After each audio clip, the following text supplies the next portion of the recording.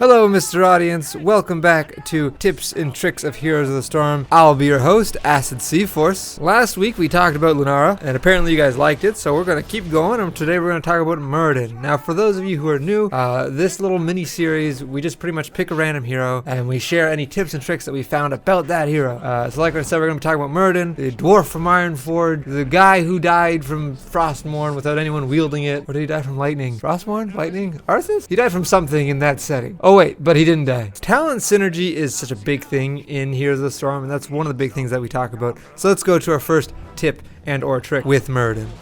Now with the talent Thunderburn, where Muradin's Thunderclap strikes an additional time a couple seconds after, it synergizes really well with two other talents. In this first example, we're showing that it synergizes with Healing Static, which heals 5% per hero hit. This applies again at the second shockwave of Thunderclap, potentially healing you for twice as much as it would normally do as long as people stay in the area, which I think is crazy, healing double the amount. Like if you jump into a team fight and they're all surrounding you, not only are you healing 25% health with your first Thunderclap, but the second shockwave will heal you by another 25%, and if you have battle momentum, it'll add to that. Moving on to our next tip is self-healing. Now any type of active healing Muradin has is percentage based. The talents that heal him are Healing Static, as we mentioned before, and Stone healing 5% to 40%. Now the tip is it's percentage based, so some of you might find this obvious, but when you're in avatar form, it's going to heal you more because your health is higher. It's simple math. So in this example, you can see I'm healing 200 and some odd when not in stone form, but when I jump into stone form, I'm healing 300 and a little bit, which is a significant difference. So try to save some of your healing, mostly stone form, for when you are quite literally in stone form. When you're in avatar form, you'll heal more and it'll make a bigger difference. Now this one's pretty obvious. The talents Perfect Storm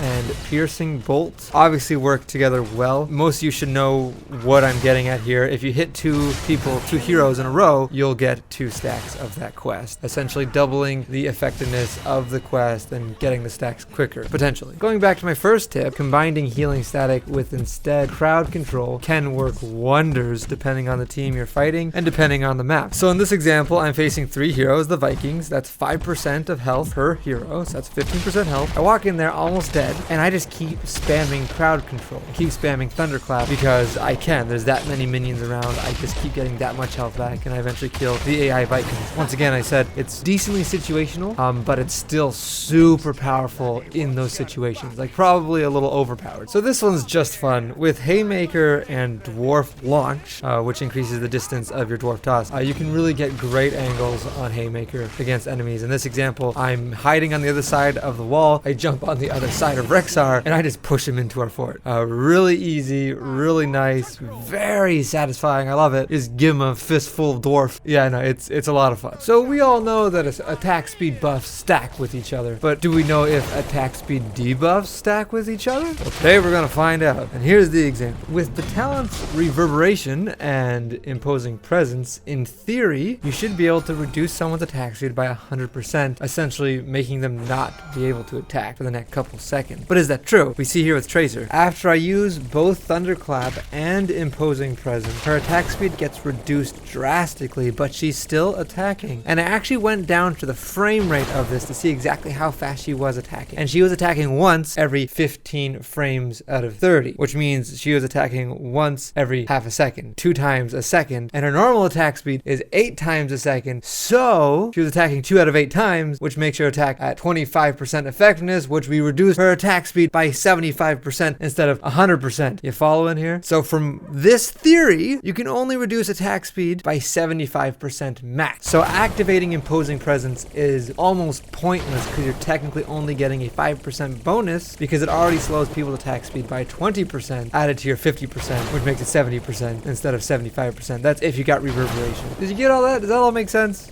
I don't. You got it. You got it. Maximum attack speed reduction, 75%. End of story, I think. Have you ever wanted to go a damage build with Muradin? Well, there definitely is one. He can have some of the highest burst damage in the game somehow. Believe me when I say this. With the talents Thunderburn, Skullcracker, Thunderstrike, and Give Him the Axe, he can do an absurd amount of damage to a single target as long as nothing else is kind of near that target to make Thunderstrike do the appropriate damage it needs to. Like, not only is he doing lots of damage now, but he's also still stunning every 4th attack. He's also slowing the target's movement speed and attack speed, and he also has his own increased attack speed by 25%. But we can take this damage a step further. So do you want the burstiest Muradin in the game? Do as much damage as possible? How much damage do you think he can burst you with in like 2 seconds? How much damage do you think? I'll show you how much damage you think. Probably higher than you think. So here we go. With the talents that I just said, and adding Rewind to it, combining with his Thunderclap, I am not even using Stormbolt. Combining with Thunderclap, just Thunderclap, he does 3,500 burst damage in just 2.5 seconds. That is huge for a warrior to do. Huge! Muradin OP.